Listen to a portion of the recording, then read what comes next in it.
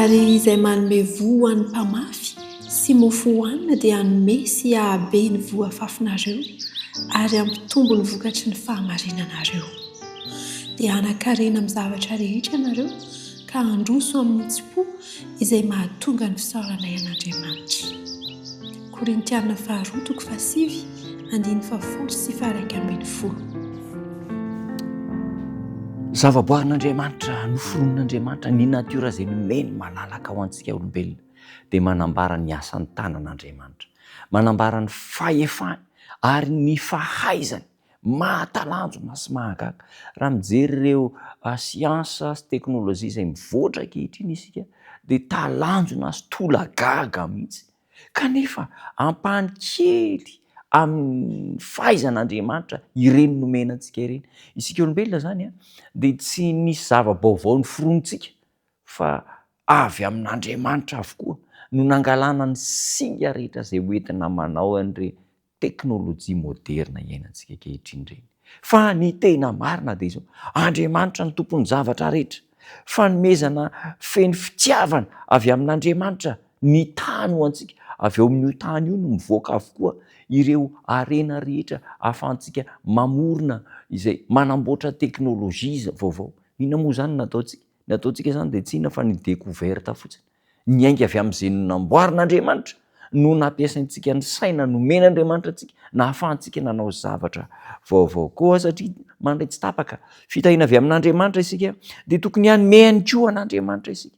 Rehefa tsy manome antsony an'ilay mpanome any an-danitra isika vao azo ekena ny fialan-tsinitsika. Rehefa tsy manome, ka rovintsika ny tsy manome, matetika isan'andro isika tsy manome izay fisaorana tokony Andriamanitra ho an'Andriamanitra. Tsy mbola misy ny fotoana izay tsy nanehoan'Andriamanitra ny fitiavany antsika ka nitenenany hoe atsahatra kely aloha ny rivotra amin'izao minitra sy segondra izao. Tsy mbola nisy an'izany teo amin'Andriamanitra.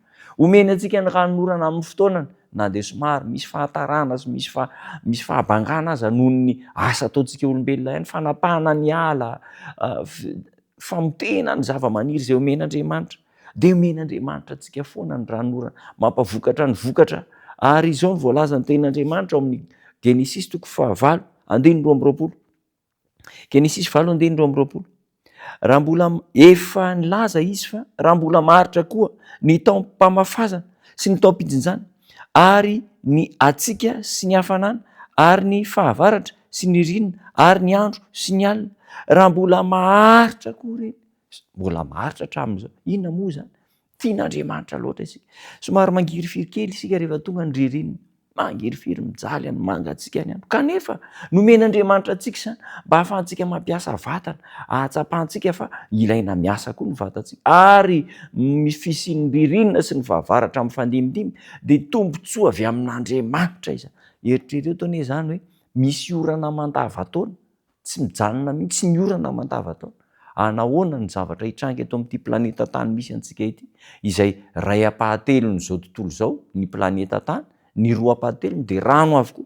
Raha toa ndraika ririnina foana tsy misy orana ny ainana eto amin'izao tontolo izao, inona no tany avo, inona ny zava-maniry vokatra avy amin'any? Fitiavan'Andriamanitra antsika izany toe-javatra rehetra izany. Mamelatra ny latabatra eo akaikintsika Andriamanitra, eo anoloantsika, dia manome sakafo antsika isan'andro.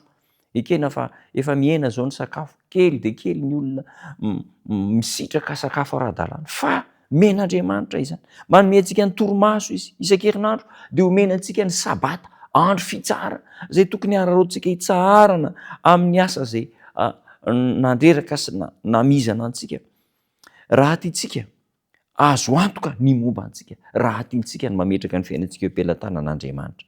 Raha tsy ohatra nga hoe isika mihitsy no maniry mihitsy isika ny hiatony ny asan'Andriamanitra eo amin'ny fiainantsika, ka tsy androtsahan'Andriamanitra ny fitahiana amintsika, dia anontantsika hoe tsy misy fetra ny fanomezan'Andriamanitra. Men'Andriamanitra izay sahazantsika isika. Andeha aroentsika amin'ny fofeny fifaliana eo amin'ilay mpamorona antsika ny voaloham-bokatry ny fanomezana, dia tsy inona izany fa ny fahalalan-tanantsika amin'ny famerenana izay tokony ho an'Andriamanitra. Ary izany famerenana amin'Andriamanitra izany dia toa miteny amin'Andriamanitra manao hoe omenao indray izahay, fa omena izay tokony ho anao. Hoy ny tenin'Andriamanitra amin'ny Korintiana 2:7-10. ary izay manome voa ho an'ny mpamafy sy ny mofo hoanina dia anome ahabe ny voafafy ary ampitombo ny vokatry ny fahamarinanareo dia anakarena amin'ny zavatra rehetra ianareo ka androso amin'ny itsi-po izay ahatonga ny fisaorana an'Andriamanitra. Nomen'Andriamanitra isika dia ho anome an'Andriamanitra. Izany no tokony ataontsika hivavaka isika. Misaotra tompo tsara fa tia anay ianao, manodidina anay ny fitahiana sy ny fahasoavana amin'ny alalan'ny zava-boary, ary tsy hoe manodidina fotsiny fa tena